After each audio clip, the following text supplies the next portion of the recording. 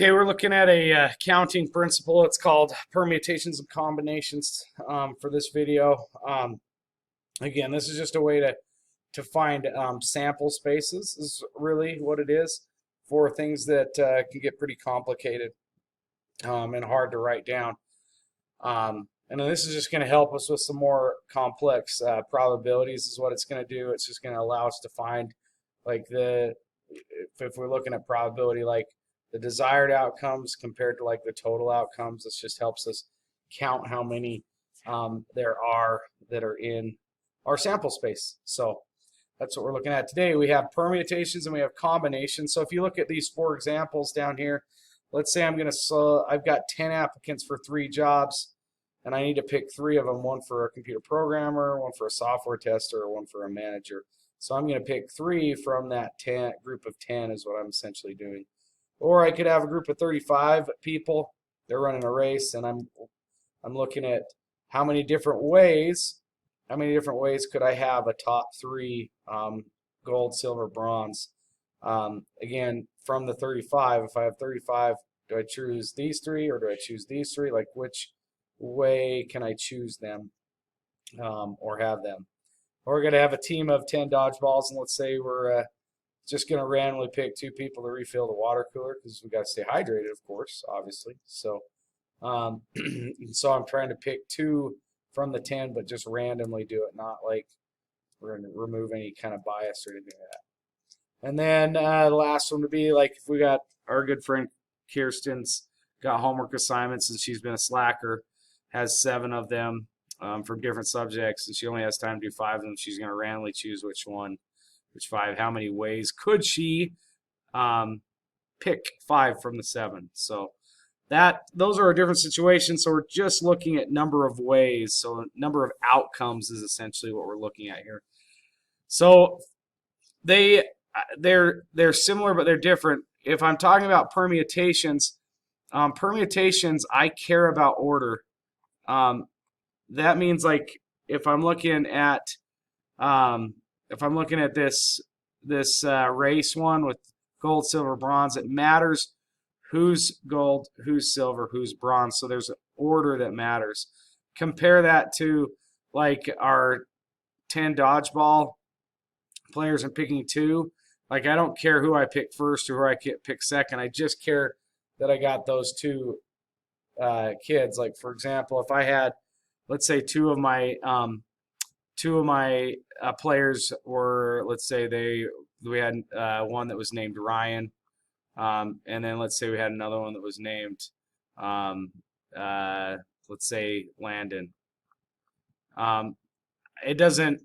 Like whether I pick Landon first and then Ryan second, or I pick Ryan first and then Landon second, it doesn't like count that as 2. It counts that as just 1 for a combination. Okay. Whereas for a permutation, that counts that as that's 2 options because it does matter whether or not Ryan's first and then Landon's second, or if Landon's first and then Ryan's second. So combinations, no order, and permutation, the order does matter. So this is important that you can look at these and see when order matters. Okay. The formulas to find these are these nice, cute little things, and they have this notation, NPR. N is always the number of objects that we're choosing from. So this is the total number that we're choosing from, and this is how many we want. R is how many that we want. Okay. And then P just stands for permutation. Same for here. N is the number of options, and R is how many we want when we choose. Okay, and then the C is the combinations. And then here's your formula, N, and then this exclamation point in math is a factorial. What a factorial does is, guys, it's like if I had 4 factorial, that's just shorthand for just saying 4 times 3 times 2 times 1. So it's just going to take that number and multiply it down. If I had 7 factorial, it's going to be 7 times 6 times 5 times 4 times 3 times 2 times 1. And all it's doing is listing that number all the way down. So That's what that's referring to. So I'm going to take the total and take the factorial, and then I'm going to take the total minus how many I'm choosing factorial, and I'm going to divide those two, and that'll give you my total number of ways.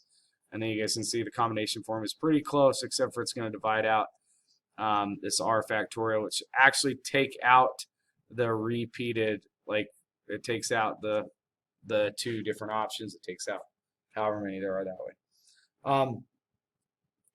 The nice thing about this is we're going to let our calculators use this formula or run this formula. They're programmed in most calculators, so I'll show you how to do it on a TI-84. If you need more help on how to do it on the calculator, let me know, and I can help you that way. So, okay, so let's get right into a couple of these. Before we get into these examples, let's just look at some examples of how we would write permutations, combinations. So this one's saying I have order, and I'm going to pick 5 and order 5. Okay. From the 5, I'm going to order 5. This would be from the 7, I'm going to order 2 in a specific order. And then these two are combinations down here.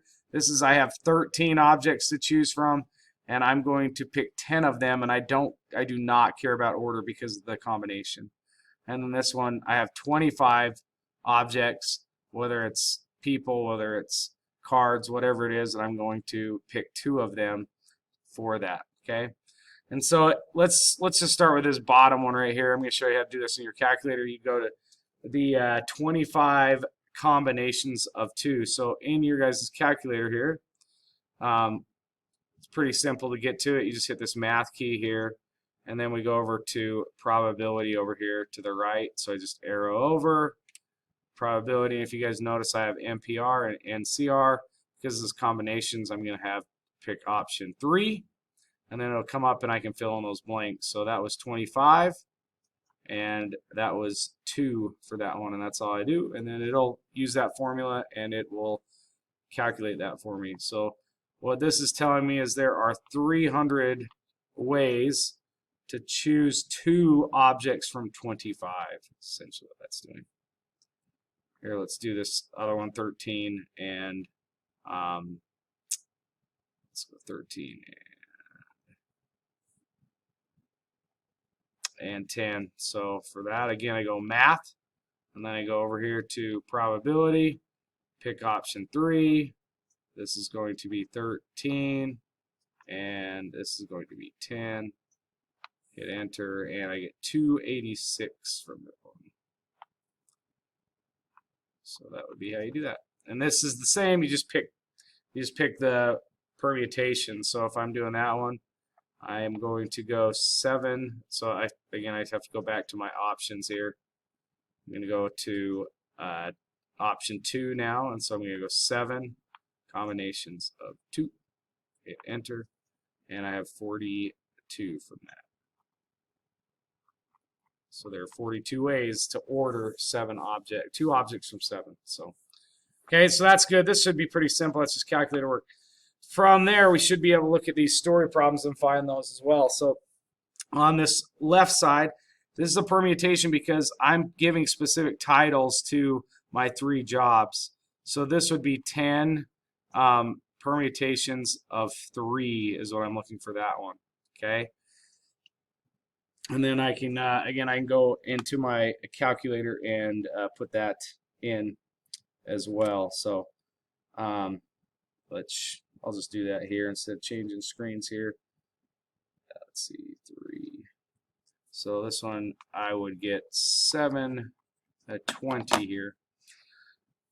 This one on the right is going to be a combination because I do not care what order they're in. I just want to pick from the 10, I want to pick 2 of them. So this is going to be a combination is what I'm going to have on this one. Oops, let me see here. And so what we get here is we get 45 for that one.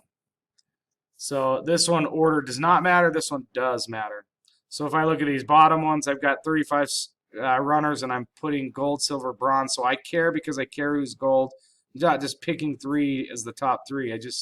I need some sort of order for them. So this is a permutation as well.